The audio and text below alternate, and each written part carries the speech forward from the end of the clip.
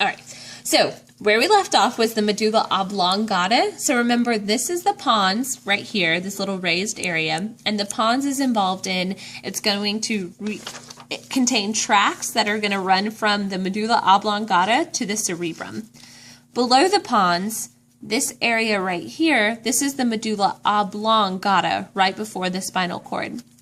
The medulla oblongata, its functions are going to be increasing and decreasing heart rate, vasomotor functions, so dilation of blood vessels or constriction of blood vessels, as well as your respiratory center. So you can thank your medulla oblongata for contracting and relaxing your diaphragm in order to breathe, okay? So increasing or decreasing breathing rates as well, all in the medulla oblongata.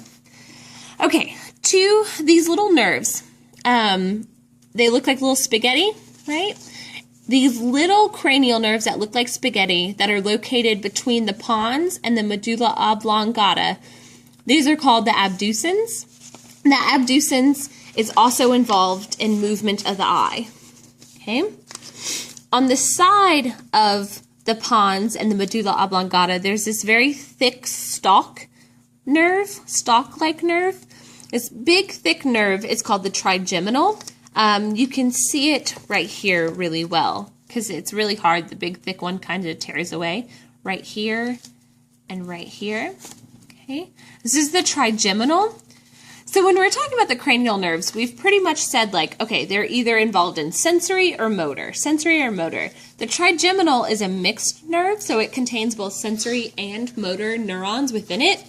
And it's going to be involved in sensations and movements of the face. So think of how sensitive your face is and also how many movements your face can carry out, and you can envision why it's such a thick nerve. Okay, so the big, thick nerve on the side of the pons and the medulla oblongata, trigeminal. Now, if you were in my Monday night class from 3 to 4:50, I messed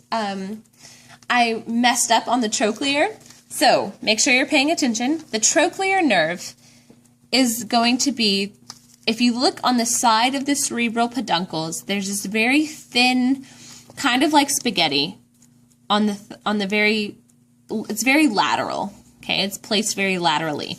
This thin spaghetti-like one on the side of the cerebral peduncles, and you can see it over here as well, right here. Can you see it in your video? Okay. That's the trochlear. The trochlear nerve is involved in eye movement of the eyes. So there are 6 cranial nerves that you have to know. There's the olfactory bulbs, the optic nerve, chiasma, and tract, which are all involved in bringing visual information to the brain. Olfactory bulb, optic nerve, chiasma, and tract, all kind of grouped as one. Ocular motor, abducens, trigeminal, and trochlear.